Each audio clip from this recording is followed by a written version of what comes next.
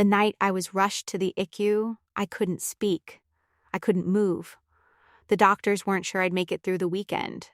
And while my body was fighting to survive, my cousin Dani was in my apartment at 11:47 p.m., filling a duffel bag with every piece of jewelry my grandmother ever left me. She didn't know about the camera I'd installed 6 months earlier after my laptop went missing. She didn't know it recorded in 4K. And she definitely didn't know that the moment I woke up, pale, weak, barely able to hold a pen, the first thing I did wasn't call my mother. It was call my attorney. They told everyone I was brain dead. They started dividing my life before I even had a chance to live it. So let me tell you exactly what happens when the person you buried walks back in. Before we go any further, drop a comment telling me where you're watching from. I read every single one. And if you're new here, hit subscribe because this story, you need to see how it ends. My name is Reyna. I'm 26 years old, and up until 18 months ago, I genuinely believed my family loved me. I was raised by my grandmother, Nana Celia, after my parents split when I was 4. My mother remarried fast and started a new family, one that didn't really have room for me in it. So Nana Celia became everything. She taught me how to cook, how to stretch a dollar, how to carry yourself with dignity, even when the world treats you like you're invisible. When she passed, she left me her jewelry collection, not because it was worth the most, though some pieces were worth serious money, but because she always said I was the one who actually sat with her, the one who listened. The rest of the family showed up for holidays and funerals. I showed up on random Tuesdays with soup. Her collection had a 1940s gold locket, 3 diamond rings, a pearl set she wore to my mother's wedding, and a tennis bracelet that had been in the family since before I was born, appraised together, somewhere around $40,000. But to me, it was worth everything, because it was hers. I kept it all in a velvet box in my closet. My apartment was small, but mine. I'd been living alone since 22, working 2 jobs to stay independent. My cousin Dani had always watched my life with a particular kind of hunger. She was my Aunt Miriam's daughter, the aunt who never thought Nana Celia distributed things fairly. Dani was 30, lived rent-free at home, and had a habit of touching other people's things and calling it borrowing. She'd asked me twice about the jewelry. Both times I shut it down. The second time, she said, and I will never forget this, "Reyna, you're not even that sentimental. You'd barely notice if some of it was gone." I noticed everything. In October, I collapsed at work. Aneurysm scare turned out to be a severe arteriovenous malformation, a blood vessel issue that had been waiting to blow. I was unconscious for nearly 2 days. The doctors put me in a medically monitored state while they ran tests. That's when my family decided I was gone. Not officially. But in their minds, I was already past tense. My mother called relatives I hadn't spoken to in years. My Aunt Miriam apparently told people the prognosis was basically 0. Someone started asking which funeral home was closest to the hospital. And Dani drove 40 minutes to my apartment with a key she'd copied the one time I'd let her water my plants. The camera I'd installed was a small, wide-angle lens tucked behind a shelf of books near my closet, the same closet where I kept Nana Celia's jewelry. I'd bought it 6 months earlier after my laptop disappeared during a family gathering at my place. Nobody admitted anything. Nobody ever does.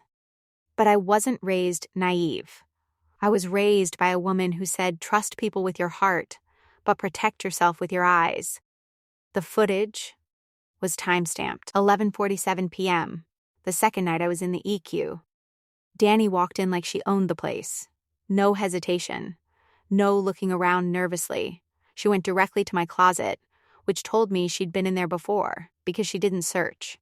She knew exactly where to go. She pulled out the velvet box, opened it, looked at everything inside, and started placing pieces into a black duffel bag, one by one. The locket, The tennis bracelet. 2 of the 3 diamond rings. She left the pearl set, probably because it was the least liquid. Easier to sell the diamonds, easier to pretend the rest never existed. She was in my apartment for 11 minutes total. I woke up on day 3, weak, disoriented, tubes in my arm, and a headache that felt like my skull was trying to split open. The first face I saw was a nurse. The second was my mother, who looked, I need to be honest, genuinely shocked that I was conscious. Like she'd already rearranged something in her head and now had to move it back. She hugged me and cried. I let her. I didn't say a word about what I knew. I spent 4 more days in the hospital. During that time, I asked a friend, my neighbor Tasha, the only person who had a legitimate spare key, to go to my apartment and pull the SD card from the camera and upload the footage to my cloud drive. Tasha didn't ask questions. That's why she's my emergency contact. I watched the footage on my phone from my hospital bed. Twice. Then I forwarded it to an email draft and saved the link in 3 separate places. The moment I was discharged, I called an attorney I'd used once before for a lease dispute. I explained everything. She told me what I already suspected. What Dani did was felony burglary in our state, entering a residence without permission and removing property. The fact that she had a copied key didn't make it legal entry. The fact that I was in the hospital didn't make it okay. And the footage made it airtight. We filed a police report 4 days after I got home. Dani was arrested on a Tuesday morning. I know because Aunt Miriam called me screaming, not asking if I was okay, not apologizing, just screaming that I was destroying the family over jewelry. She said Nana Celia would be ashamed of me. I let her finish. Then I said, very calmly, Nana Celia is the reason I had that camera. She taught me to protect what's mine. And I hung up. Dani pled guilty 4 months later to avoid trial. She was ordered to return all recovered items. 3 pieces were found at her house. 1 ring had already been sold to a pawn shop and had to be recovered through a separate civil filing, which I won. She paid restitution. She received 2 years probation and a felony on her record that will follow her for the rest of her life. I got every piece back except the tennis bracelet, which the pawn shop had already moved. That one still stings. But I have the locket. I have the rings. And I have the footage saved permanently, because some days I still need to watch it, not out of anger, but as a reminder that I was lying in a hospital bed fighting to breathe, and someone who called me family was 40 minutes away stealing the last thing my grandmother gave me. I don't hate Dani. Hate is too much energy. But I will never speak to her again. I will never speak to Aunt Miriam again.